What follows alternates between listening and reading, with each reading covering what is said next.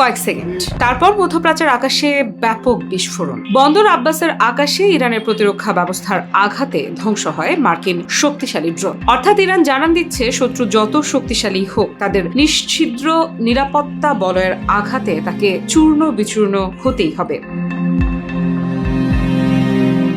ইরানের রাষ্ট্রীয় সংবাদ মাধ্যম তাসনিম নিউজ এজেন্সির খবরে বলা হয়েছে, দেশটির দক্ষিণাঞ্চলের কৌশলগত শহর বন্দর আব্বাসের আকাশে সন্দেহজনক ড্রোন শনাক্ত করে নিরাপত্তা বাহিনী। ড্রোনটি শনাক্ত হওয়ার সঙ্গে সঙ্গেই সতর্ক অবস্থানে চলে যায় আকাশ প্রতিরক্ষা ইউনিট। এরপর নির্ভুলভাবে লক্ষ্য ভেদ করে সেটিকে ভূপাতিত করা হয় বলে দাবি করা হয়েছে।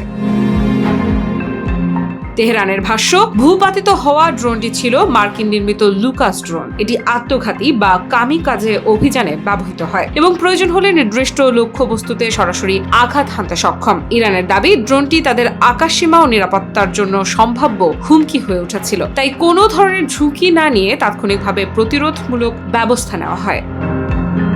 তবে এই দাবির বিষয়ে এখনো পর্যন্ত যুক্তরাষ্ট্রের পক্ষ থেকে কোনো আনুষ্ঠানিক প্রতিক্রিয়া পাওয়া যায়নি। ড্রোনটি সত্যিই মার্কিন বাহিনীর ছিল কিনা সেটিও স্বাধীনভাবে নিশ্চিত করা সম্ভব হয়নি। ফলে ঘটনার প্রকৃত চিত্র সামনে আসতে আরও সময় লাগতে পারে।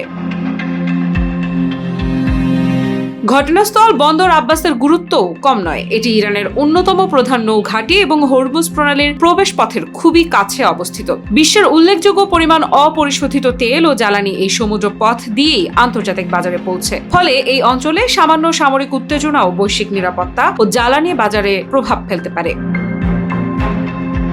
সাম্প্রতিক সময়ে হরমুজ প্রণালী ও পারস্য উপসাগরকে কেন্দ্র করে ইরান ও যুক্তরাষ্ট্রের মধ্যে সামরিক তৎপরতা ধারাবাহিকভাবে বেড়েছে। নজরদারি, টহল, সামরিক মহড়া এবং কৌশলগত অবস্থান শক্তিশালী করার প্রতিযোগিতা দুই পক্ষের মধ্যকার উত্তেজনাকে আরও বাড়িয়ে তুলেছে। এমন পরিস্থিতিতে ড্রোন ভূপাতিতের এই দাবি নতুন করে আলোচনার জন্ম দিয়েছে।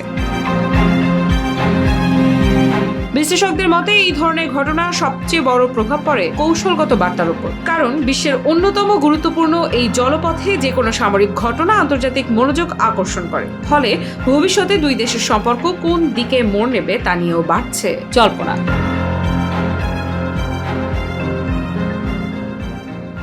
আফ্রিদা ইফরাত, নিউজ 24।